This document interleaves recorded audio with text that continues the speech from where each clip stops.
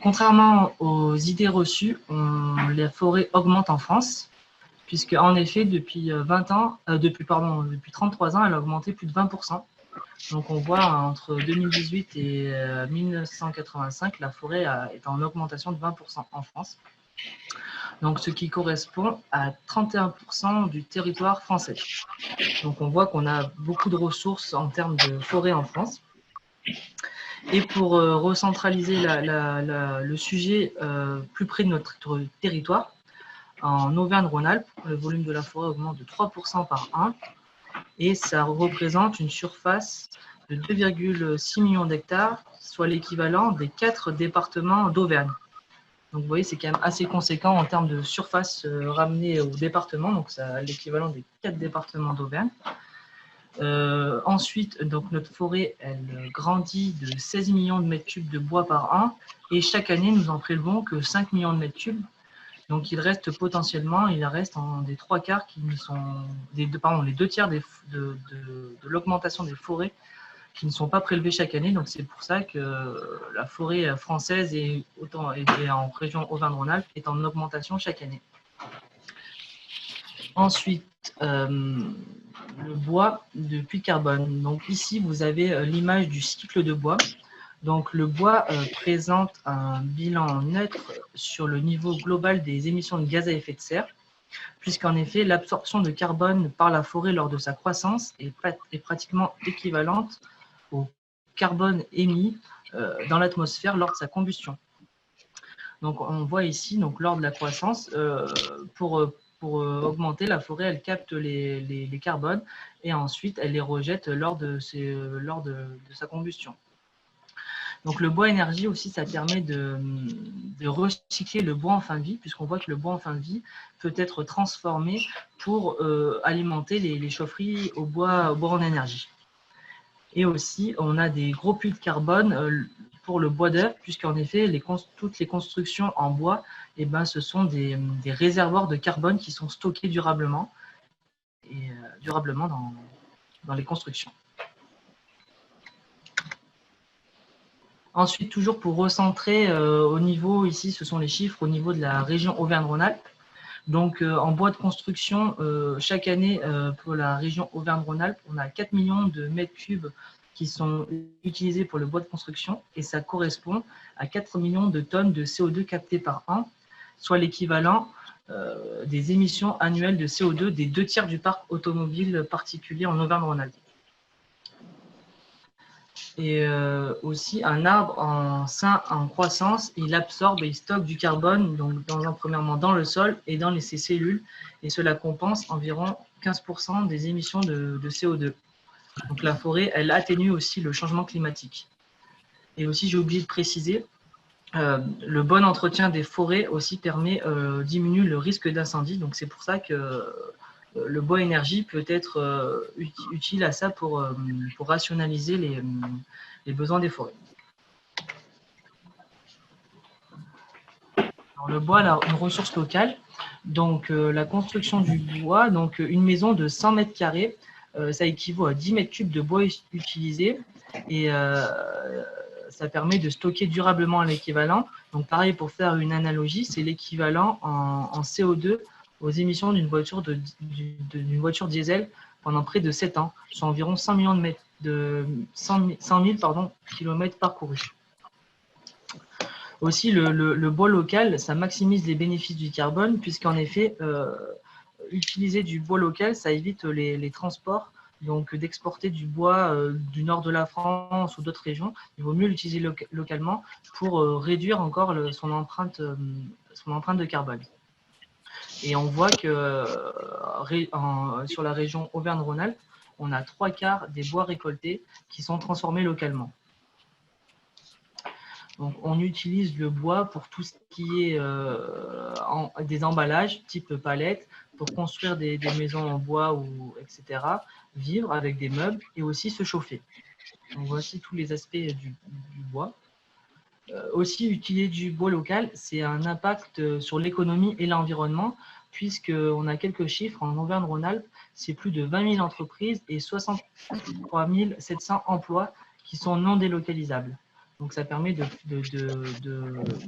d'augmenter l'économie locale. Donc, les différentes formes de combustible. Donc, on a 3 types de combustibles à l'heure d'aujourd'hui principaux. Ce sont le bois bûche, on a les plaquettes ou bois déchiqueté, et les granulés ou pellets. Donc, ce sont les 3 principaux combustibles pour le bois énergie. Donc, le bois plaquette, c'est fabriqué soit directement à l'aide des arbres qui sont coupés ou abattus exprès pour être transformés ensuite en plaquettes, ou sinon, ça peut être du recyclage de bois en fin de vie ou des déchets de scierie, des restes de scierie qui peuvent être ensuite broyés pour être ensuite transformés en plaquettes. Ensuite, ces plaquettes sont stockées pour être séchées. Si c'est du bois qui a été coupé, abattu exprès pour ça, il faut que le bois soit séché, soit pas trop humide pour la combustion. Et une fois le séchage terminé, on peut procéder aux livraisons directement dans les chaufferies ou dans les silos. Ensuite, le processus de fabrication pour un granulé. Donc, il faut savoir qu'aucun arbre n'est abattu spécifiquement pour la fabrication du granulé. Donc, les granulés sont issus exclusivement de recyclage. Donc, en fait, c'est les déchets des scieries, donc notamment la sciure, qui est récupérée et ensuite amenée vers les usines de production de granulés. Donc, pour fabriquer un granulé, en fait, la sciure est séchée à l'aide d'une chaudière et ensuite, elle est pressée afin d'obtenir des petits cylindres de bois. Et ensuite, ces cylindres ils sont refroidis puis tamisés pour enlever les résidus de poussière. Il faut savoir qu'il y a 2 sortes de conditionnement pour les granulés, soit en bois ou soit en vrac. Soit en sac, pardon, ou en vrac. Donc en sac, c'est des sacs de 20 ou 15 ou 25 kg, ou en vrac, c'est directement stocké dans des silos, et ensuite ce sont les camions souffleurs, qu'on peut le voir ici en bas à droite de l'image, qui permettent de livrer, comme on peut livrer du fioul, à l'aide d'un tuyau d'aspiration directement les silos de chaufferie granulés. Donc, quelques éléments de contexte. Donc, la chaleur représente une part prépondérante dans les besoins énergétiques français, puisque 42% des besoins énergétiques français sont dédiés pour la chaleur, ensuite 30% pour les transports et 28% pour l'électricité. Sur cette chaleur, sur ces besoins en chaleur, on voit qu'on a 81% qui sont de chaleur qui est produite à partir de sources non renouvelables et seulement 19% à partir de sources renouvelables. Donc là, on voit qu'on a des efforts quand même à faire là-dessus pour augmenter la part de chaleur produite à partir de sources renouvelables. Donc un autre graphique qui représente les énergies renouvelables en France, où on voit que le bois énergie, c'est la première source d'énergie renouvelable en France, avec 41,2%. Et par contre, on a seulement 16% de part d'énergie renouvelable dans la consommation finale brute d'énergie en France. Et la France est seulement le 17e pays producteur européen d'énergie renouvelable. Donc là, on voit qu'on peut quand même faire mieux au niveau français, en termes d'augmentation d'énergie renouvelable. Mais bon, le bois énergie en France, il permet à l'heure actuelle d'éviter de consommer 41 supertankers. Donc ces supertankers, c'est des bateaux-citernes de pétrole qui traversent les mers chaque année pour nous livrer du pétrole brut. Et c'est soit plus de 300 000 tonnes de pétrole brut évitées chaque année.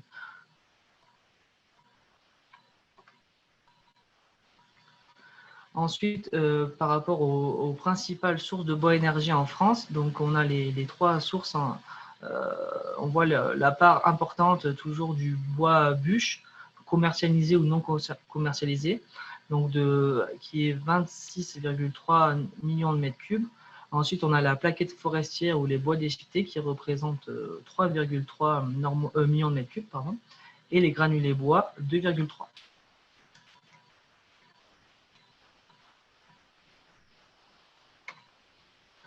Donc, la filière de bois énergie en Auvergne-Rhône-Alpes. Donc, en Auvergne-Rhône-Alpes, on a 1545 chaufferies au bois actuellement pour une puissance installée de 1110 mégawatts, dont 203 chaufferies ont une puissance supérieure à 1 mégawatt, donc ce qui correspond à 1000 kW. Donc on voit qu'il y a quand même pas mal de grosses puissances qui sont installées pour les chaufferies de bois.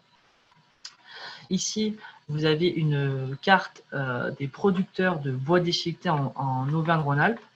Donc en 2019, on voit qu'on a environ 180 structures qui produisent et commercialisent du bois déchiqueté en Auvergne-Rhône-Alpes. Et ça représente entre 600 et 880 emplois localement. Et on estime à 1 060 000 tonnes de bois pour la production régionale. Donc majoritairement en plaquettes forestières humides. Donc ce qu'on appelle plaquettes forestières humides, c'est des bois qui sont abattus uniquement pour le bois déchiqueté.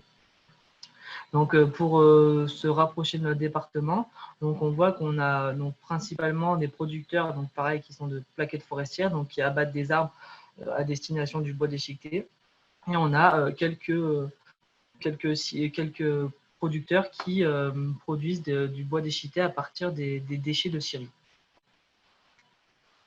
Ensuite, on a 15 producteurs de granulats en Auvergne-Rhône-Alpes, dont un en Drôme, au Nord-Drôme, sur la commune de Le Grand-Sart exactement. Donc en 2019, la production de granulés, elle représente 450 000 tonnes et on en consomme localement seulement 165 000 tonnes. Donc vous voyez qu'on en consomme moins de ce qu'on produit, donc le reste est exporté. Donc on peut augmenter la consommation de granulés en Auvergne-Rhône-Alpes et pour acheter localement en plus. Et il faut noter que la région Auvergne-Rhône-Alpes est la première région productrice de granulés en France depuis plusieurs années. Et ça génère 210 emplois. Rien que la filière granulée, elle génère 210 emplois directs.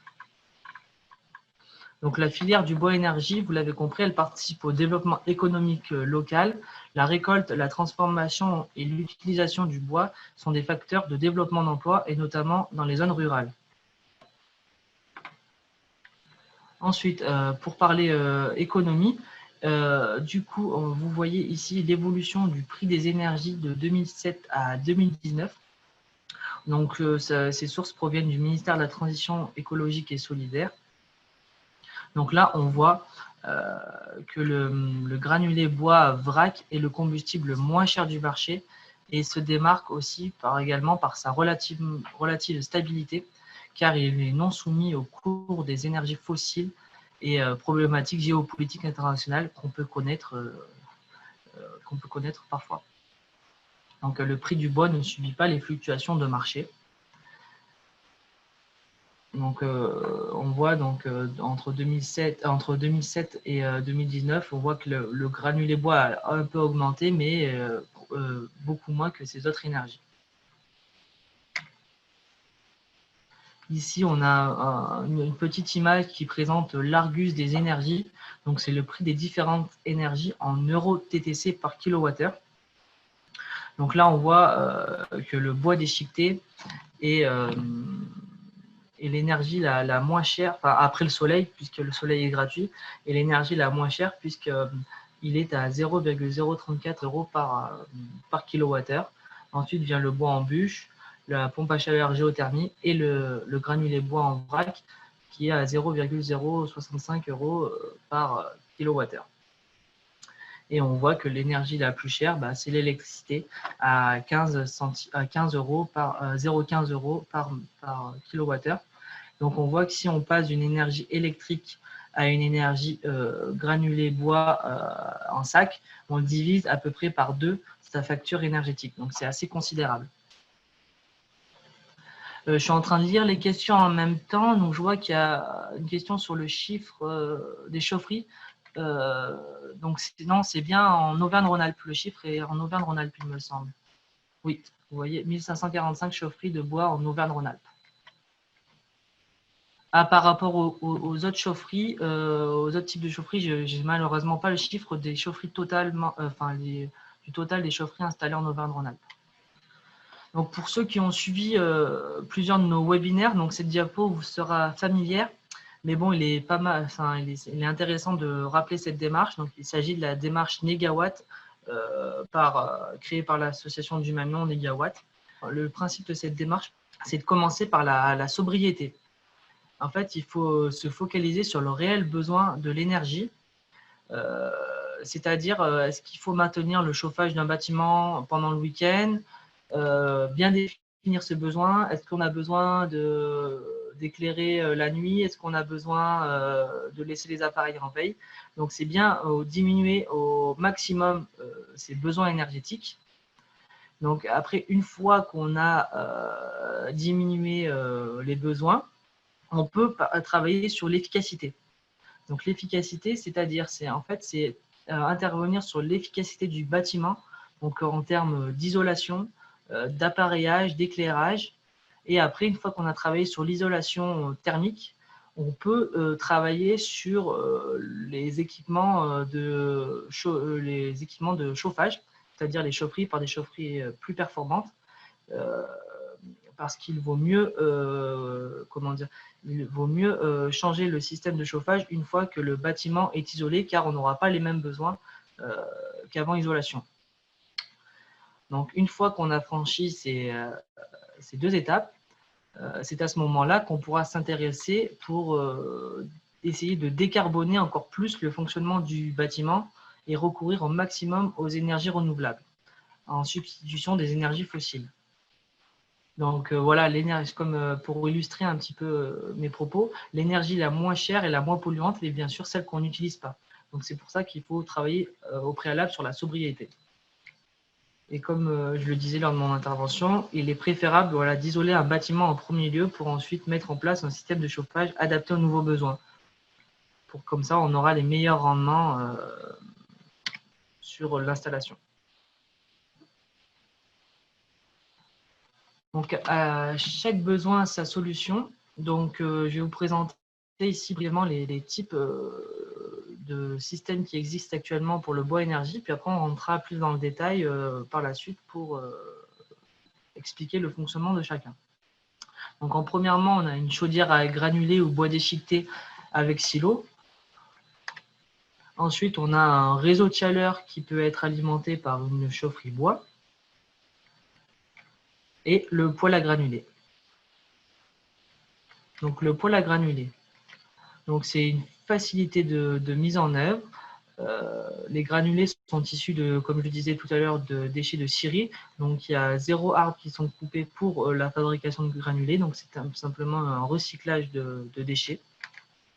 On a des très bons rendements à l'heure actuelle. On est aux alentours de 85-95% de rendement pour ces installations-là. Et il faut savoir que la combustion, elle émet très peu de fumée et très peu de particules fines, contrairement aux cheminées, aux anciennes cheminées où on peut voir des fois en hiver des particules fines qui s'échappent directement des conduits. Donc là, ce n'est pas le granulé de ce côté-là, il en émet très peu. Donc pour vous expliquer un petit peu son fonctionnement, donc on a ici un petit réservoir de stockage qui peut permettre de contenir un sac de 15 ou 20 kg. Donc ensuite, le combustible, donc le granulé, est amené au foyer par l'intermédiaire d'une vis sans fin qui est alimentée ici par un motoréducteur. Donc ensuite, le granulé est alimenté dans le foyer et une bougie d'allumage permet d'allumer le foyer lorsqu'on a besoin de chauffer. Ensuite, on a un extracteur qui permet d'extraire les fumées vers l'extérieur. Et on a aussi sur certains poêles un ventilateur qui permet d'expulser l'air pour une meilleure diffusion de la chaleur dans la pièce. Et pour les amoureux de la bûche, on a aussi des poêles mixtes qui existent sur le marché aujourd'hui. Donc c'est des poêles mixtes granulés bûche. Donc en fait ici on a la partie où on met le granulé et aussi on peut mettre des bûches directement, des bûches dans le foyer.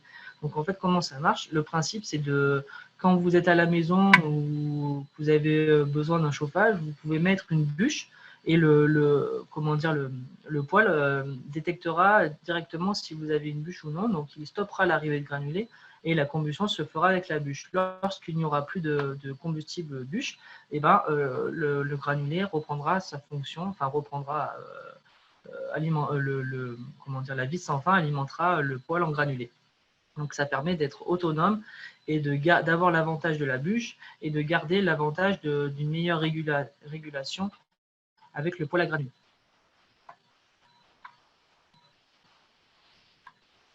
Donc ensuite, la chaudière à granulés. Donc on a une facilité de livraison car c'est un peu, on peut assimiler les livraisons à celles des livraisons fuel, puisqu'on a un camion qui peut, qui est un camion souffleur, donc qui a un tuyau ici là et qui permet de souffler le granulé directement dans le silo. Donc le camion peut se garer, n'est pas obligé de se garer à proximité du silo, il peut se garer à une dizaine voire une vingtaine de mètres. Par contre, pour ces chaudières à granulés, il faut prévoir de la place une place supplémentaire pour un silo de stockage qui est généralement un peu plus gros qu'une cuve à fuel. Et aussi sur ce genre d'appareil, on a de très bons rendements puisqu'on peut facilement atteindre les 95% de rendement. Donc le fonctionnement, ici on a la livraison du granulé qui peut être faite par un camion souffleur. Donc en fait, il souffle le granulé directement pour l'amener au silo. Ensuite, on a une vis sans fin qui amène le combustible dans le foyer. Et ensuite, donc, la chaudière se met en route pour faire chauffer l'eau chaude qui est dans un ballon de tampon ici et qui permet d'alimenter le bâtiment en eau chaude sanitaire et aussi d'alimenter le réseau de radiateurs en eau chaude.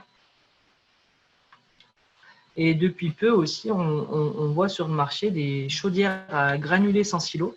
Donc ça, c'est très bien pour les personnes qui n'ont pas de place dans leur chaufferie, car on enlève l'inconvénient du silo et on a un réservoir ici sur ces chaudières qui permet de stocker 70 kg de granulés, ce qui correspond grosso modo à une semaine de consommation suivant les besoins.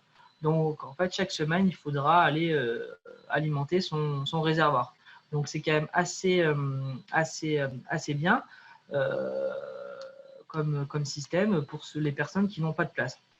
Et j'ai oublié de préciser, pour les poêles à granulés, en général, il faut, en plein hiver, tous les 2-3 jours, il faudra remplir son réservoir de granulés.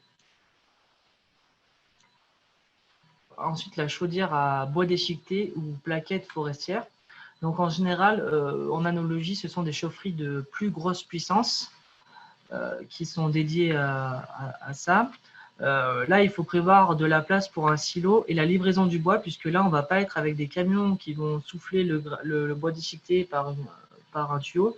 Là, ça va être le camion qui va directement baigner dans le silo. Donc, il faut vraiment prévoir de la place. Et aussi, lors des livraisons, le mieux, c'est de contrôler le taux d'humidité du bois pour ne pas endommager la chaufferie et surtout avoir une meilleure combustion et un meilleur rendement. Donc pareil, ici on est sur des rendements de 80 à 95% de rendement pour ces chaufferies-là. Donc ici vous voyez là, comme je vous disais, on a un camion qui vient baigner les bois déchiquetés directement à l'intérieur du silo. Ici c'est la chaufferie à La Chapelle en Vercors. Donc là on a un processus différent, puisque en fait là ici le combustible est livré dans ce petit entonnoir et en fait ensuite donc cet entonnoir le combustible est alimenté par des vis sans fin ici qu'on voit ici directement au silo et le silo se situe dans la chaufferie. Donc vous voyez, on peut trouver, on n'est pas obligé forcément d'enterrer les silos, on a des solutions qui existent. Donc comme là on a un petit entonnoir qui permet de baigner le combustible et ensuite le combustible est amené par l'aide de vides sans fin dans la chaufferie. Aussi, j'en profite pour vous indiquer l'existence d'un guide technique du bois énergie qui a été édité par l'association Fibois. Ce guide est peut-être commandé directement sur leur site. Donc ça, ce guide vous indiquera tous les points à retenir importants, les points de vigilance pour l'installation d'une chaufferie bois. Ensuite, le réseau de chaleur.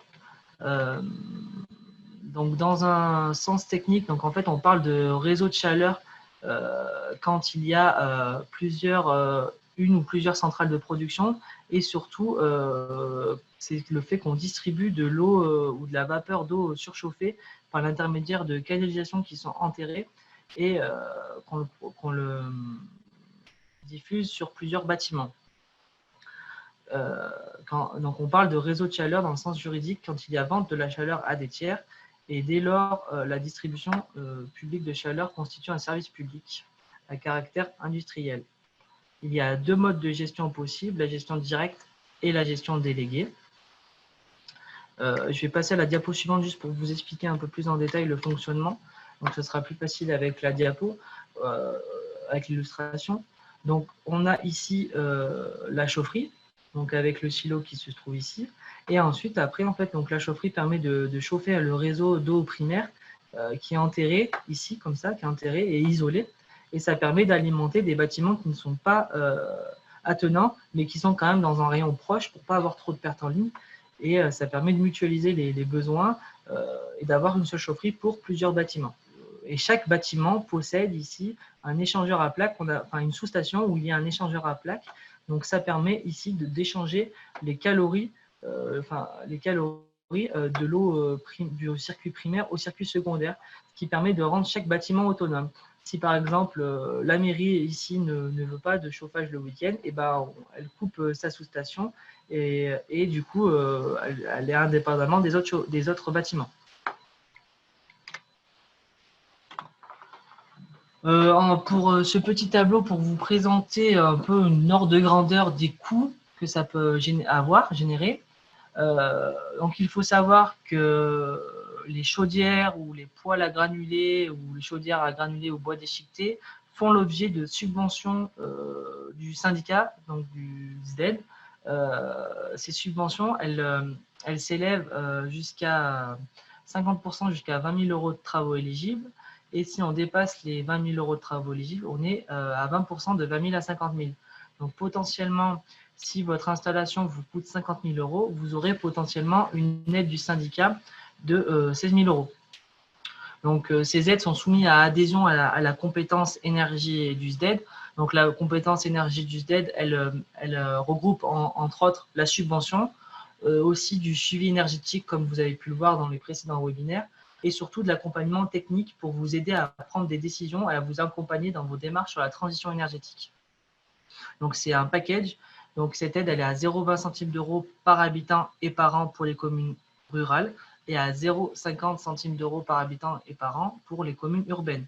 Et donc cette adhésion vous donnera chaque année à vos 16 000 € de subvention si vous atteignez le plafond des 50 000 €. Et chaque année, cette aide est remise à zéro. Donc les conditions pour les critères à respecter, c'est que les poêles ou les chaudières à granulés respectent le label Flamme Verte 7 étoiles. Donc ce label, en fait, il exige un rendement, il y a certains critères qui doivent être respectés. Et donc pour un poêle à granulés, sur du prix, on est de l'ordre de 4 000 à 8 000 € hors taxe, et vous pouvez avoir 50% d'aide sur ces montants. Donc si votre poêle vous coûte 8 000 €, vous avez potentiellement 4 000 € de la part du territoire d'énergie de Rome en subvention. Donc pour les chaudières à granulés au bois déchiqueté, on est un peu plus cher, on est à 15 000 à 60 000 € hors taxe. Donc là, j'ai mis des chaudières de petite puissance. Après, plus on va augmenter dans la puissance, plus le prix sera élevé. Et voilà.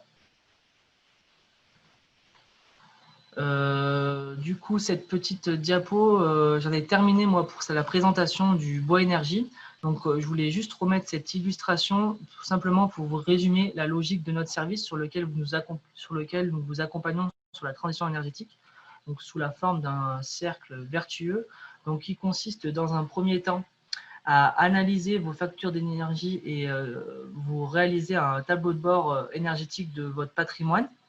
Donc, une fois que ce document est réalisé, ça permet d'identifier des bâtiments énergivores ou prioritaires à rénover ou à se pencher dessus. Une fois qu'on a identifié ces bâtiments, on peut faire un diagnostic En fait, on visite vos bâtiments et on peut faire des petites fiches d'identité du bâtiment. Donc, ça permet d'avoir un petit diagnostic. Et dans ces fiches, on peut vous réaliser des préconisations de travaux et des fois des recours aux énergies renouvelables. Et après, une fois la préconisation de ces travaux, on peut vous accompagner à la réalisation de ces travaux et vous financer aussi directement vos projets par notre subvention. Donc voilà, c'est le cercle un peu vertueux du syndicat. Donc j'ai remis ici les informations un peu générales. Donc il faut savoir que le budget énergie des communes augmente considérablement d'année en année dû à l'évolution du prix des énergies. Et on est de l'ordre en moyenne sur les communes drômoises à 50 € par habitant et par an. Et les bâtiments, on est à 20 à 25% des émissions nationales de CO2. Donc vous voyez qu'on a des efforts à faire pour essayer de diminuer notre empreinte carbone et essayer de remplacer ces énergies fossiles par des énergies plus vertes et plus vertueuses, donc, comme pour le bois énergie. Donc moi, je suis Corentin Courtial, je suis basé sur l'antenne de Nyons du SDED, dans l'antenne baronnie en Drôme provençal. Et aujourd'hui, on a quelques élus qui se sont réunis en salle de réunion. Et notamment, on a notre vice-présidente en charge de la formation, Madame Christelle Riskertz, qui nous a fait l'honneur d'être présente. Et aussi, on a Monsieur Jean-Luc Grégoire, conseiller municipal de la commune de Nyons, et Monsieur Frédéric Roux de la mairie de Molan, qui pourra témoigner car lui-même a installé une chaudière granulée sur des bâtiments communaux. Donc, je lui laisse la parole avant d'avoir d'autres questions. Bonsoir à toutes et à tous. Donc, je voudrais témoigner concernant, on a installé en 2016, il a fallu qu'on rénove notre vieille mairie qui date du XVIIIe siècle, qui est tout entière, qui n'était pas isolée. Il y avait un chauffage électrique avec des clims réversibles. Et là, on s'est posé la question de savoir quel mode de chauffage on allait prendre, comment on allait faire. Donc, on avait contacté à l'époque le CEDER, donc, qui nous a bien accompagnés avec le CAUE, et le choix a été fait de mettre en place une chaudière à granulés. Donc, à granulés blancs appelé. Donc, on vient de voir un peu ce qui a été, disons, la présentation. On a isolé la totalité du bâtiment en paille de chambre. Et ensuite, on a, disons, la mairie est faite sur 4 niveaux. Donc, on a les 2 premiers niveaux en bas qui sont faits, il y a des salles, il y a la salle du conseil, il y a des salles de réunion.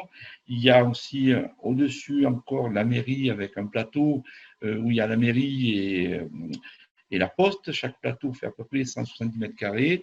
Et au 3e étage, donc au-dessus, on a 2 appartements communaux qui étaient là et qui font à peu près 100 mètres carrés chacun, et au-dessus le grenier. Donc, dans un premier temps, comme les moyens financiers étaient assez limités, on a fait le choix de rénover donc les 2 premiers niveaux, la salle du conseil et la mairie et la poste. Et pour cela, on avait installé une chaudière à granulés, mais à l'époque, sur les conseils du CEDER et donc du SDED, du CAUE, on nous a dit installez une chaudière beaucoup plus importante, de manière à ce que lorsque le jour les locataires partiront, qu'on ferait la rénovation, vous rénoverez. Donc, ce coût de chaudière à l'époque a coûté à peu près un peu plus de 60 000 €.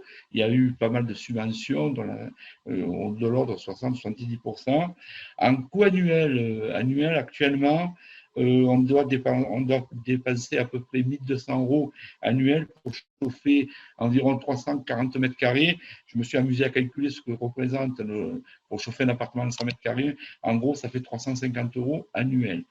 Ces chaudières, donc je précise que ces chaudières, donc appelées, donc il faut un peu de place. Alors là, on a tout mis dans la cave, mais ça représente à peu près une superficie nécessaire de 12 mètres carrés, le silo faisant à peu près 6 mètres carrés, donc comme ça a été démontré tout à l'heure sur la présentation, et la chaudière occupe le reste. Au niveau entretien, c'est un entretien annuel. Les cendriers se vident de très peu, donc c'est un sac de poussière régulièrement. Ensuite, le pellet est stocké dans ce silo. Ça ne fait pas de poussière puisque les silos sont bien fermés. Et on est livré avec des camions. Donc, le fournisseur vient du nord de la Drôme avec des camions. Donc, c'est comme des camions quand on livre l'aliment dans les bâtiments d'élevage et avec des tuyaux. Donc, on peut très bien avoir le silo à 40, 50 mètres du lieu de livraison. Ça, c'est important pour les communes qui sont imbriquées avec des petites pièces. Et ensuite, donc là, on avait, donc ça c'était la première tranche. Et l'année dernière, on a un locataire qui est parti et on a attaqué donc la rénovation du logement donc de 100 mètres carrés. Donc on a fait la même chose, on a isolé paille de chambre, mais on avait déjà la chaudière. Donc on a raccordé à la chaudière et là, cette année-là, on a bénéficié de 50% de subvention de la part du SDED, après c'était Palulos aussi, concernant la rénovation énergétique. Voilà, donc moi je trouve que pour des bâtiments communaux, si j'ai un conseil à donner, si vous avez un grand bâtiment, que vous n'avez pas les moyens financiers de tout rénover tout de suite, c'est surtout ce qu'il faut prévoir au préalable, la chaudière pour, disons, chauffer la totalité du bâtiment. Ça, c'est pas de l'argent gaspillé, puisque le jour où vous aurez l'argent pour rénover, d'autant plus que les subventions que l'on a peuvent chaque année se renouveler, on peut très bien faire un plan sur 4-5 ans et arriver à avoir des bâtiments communaux complètement chauffés au bois. Voilà mon retour d'expérience. Nous, ce sont des granulés bois. Hein. Le granulé bois, donc c'est comme des aliments. Hein. C'est très sec, hein, puisque ce système de chaudière, c'est différent que des chaudières à plaquettes où il faut un taux d'humidité de 18%, je crois. Là, c'est très simple d'utilisation. Le silo est sec. Là, par contre, il faut un endroit très sec pour le stockage. Merci, très bien. Merci, Monsieur Roux, pour ce témoignage. Il y avait une question. Est-ce que vous avez la valeur du coût d'entretien et maintenance Ah non, c'est pour les poêles à peler. C'est pas la chaudière, excusez-moi, j'ai mal lu. Et pour la chaudière, vous avez une idée du coût de maintenance Oui, donc je crois que c'est 450 euros. On a un ramenage annuel et un nettoyage. D'accord. C'est très simple. Ok. Et l'entretien, je dis, les employés municipaux, ils vont voir à la fin de ces 2 fois dans la saison, mais ils lèvent chaque fois pratiquement rien. La combustion est parfaite. Il n'y a pas de. Je confirme, les fumées c'est pratiquement que de la vapeur. C'est une combustion parfaite. C'est pas une chaudière bois qui fume comme une cheminée. Bien sûr. Très bien. Je vous remercie pour ce témoignage. Merci. Merci à vous. Je vois qu'on a une autre question. Est-ce que vous savez si on peut utiliser des résidus issus d'une brasserie Dresch dans une chaufferie à plaquettes? A priori, les Allemands les transforment en pellet. Là, à vrai dire, je n'ai pas la réponse. Je ne sais pas du tout si ça se fait en France. Par rapport à la question sur les Dresch, est-ce que vous savez auprès de qui éventuellement je peux me renseigner, hormis le maître d'œuvre de la chaudière? L'association Fibois peut-être avoir des informations là-dessus. Donc, vous pouvez les contacter sur leur site internet. Vous aurez tous leurs coordonnées. Donc, c'est Fibois, F-I-B-O-S, Aura, comme Auvergne-Rhône-Alpes. Donc, ils peuvent peut-être avoir des informations là-dessus. Alors, une précision, Corentin, bonjour, bonsoir, c'est Antoine Demanger du SDED.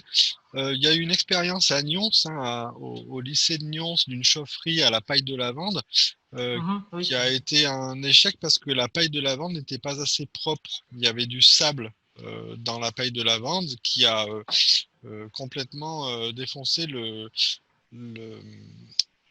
la cuve de combustion de la chaufferie.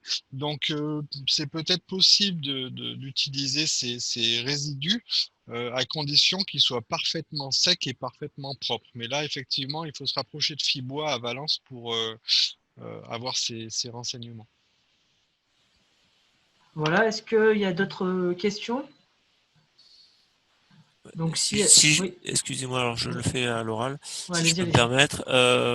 Par rapport à, bien souvent dans les chaudières à plaquettes, ils sont utilisés des résineux. Mais est-ce que vous savez s'ils se développent de plus en plus l'utilisation de hêtre, par exemple? chauffage, utilisation du hêtre ou autres non résineux qui ont un rendement, enfin qui ont une densité énergétique au mètre cube, une densité au mètre cube supérieure, quoi. Est-ce qu'on doit exclusivement utiliser ça? Est-ce qu'on peut le mélanger par rapport à la vitesse de combustion? Voilà. Si vous avez un retour d'expérience par rapport à du mélange de résineux et non résineux. Oui. Bonsoir, Jean-Christophe Niemiec. Bonsoir Jean-Christophe. Oui, je peux peut-être apporter un élément de réponse. Au niveau du bois énergie plaquette, la combustion en général est très très bonne, elle a un très bon rendement, quel que soit l'essence. C'est-à-dire que bien sûr, il y a des différences de contenu calorifique entre des résineux et des fenus, le bénéfice des fenus. Cela dit, lorsque le bois est transformé en petits éléments, hein, comme les gros copeaux, le taux de combustion est tellement bon à l'intérieur de ces chaudières que ça gomme un petit peu, si vous voulez, cet effet de différence de rendement de combustion. Donc, je sais que certains fournisseurs mélangent les essences. Je pense que ça peut tout à fait se mélanger. Pour nous, sur Luce, on a eu un peu des déconvenus, entre guillemets, c'est-à-dire que on nous avait estimé un certain volume de bois consommé par an, et ça s'est avéré quand même supérieur. Alors bon, visiblement, on avait du bois un peu altéré, un petit peu vieux, qui traînait en forêt depuis un petit moment, donc est-ce que c'est ça qui a joué là-dessus? Mais du coup, c'est un projet pour à venir, quoi. De mélange Si vous voulez, c'est vrai que le premier facteur de mauvais rendement, c'est d'abord la qualité du bois avant son essence. Je pense que du moment que vous avez un bois de bonne qualité, l'essence devient secondaire dans la question. Et par contre, ce qui est plus difficile à contrôler et à maîtriser, c'est notamment les questions d'humidité, simplement, de présence aussi de matières, de parasites, de fines, de débris divers et variés, parce que quelquefois il y a des dysfonctionnements liés à une plaquette qui n'est pas tout à fait pure, hein, qui est mélangée à certaines impuretés. Donc il y a d'abord beaucoup de contrôle à faire sur la qualité elle-même de la production de la plaquette et de son stockage, et effectivement qu'elle ne fermente pas trop dans les tas qui sont stockés ensuite. Et une fois que ce contrôle-là et ces conditions sont réunies, je dirais que la question de l'essence devient secondaire. Merci. Merci Jean-Christophe pour d'être intervenu. Je vois qu'on a une autre question par le chat. Donc, est-ce que le territoire de la CCBDP Nyons et Plus est une région riche en bois à exploiter pour répondre à la demande de pellets ou de bois déchiqueté? C'est vrai qu'on n'a pas forcément ici de producteurs de pellets ou de bois déchiqueté sur Nyons. Je crois qu'il y a à Vest qui a un petit producteur de bois déchiqueté. Mais en fait, il suffit de monter la filière, car on voit que les forêts, il y en a un peu partout. Il suffit simplement de monter une filière un peu plus locale, parce ce qu'on a vu lors des dernières diapos, c'est que quand même, il y a pas mal de producteurs de bois déchiqueté dans le département de la Drôme. C'est vrai que pour les granulés, il y a un peu moins de producteurs, mais simplement, si on a des scieries à proximité, ça peut être intéressant de monter une autre filière de fabrication. Donc, je pense qu'on en a fini pour les questions. Donc, je voulais vous remercier à tous pour votre attention, de votre participation surtout. Et n'hésitez pas à prendre le téléphone et à nous contacter, car on est disponible pour venir dans vos communes, pour vous apporter des conseils et vous accompagner dans votre transition énergétique. Voilà, merci de votre écoute. Merci. Au revoir.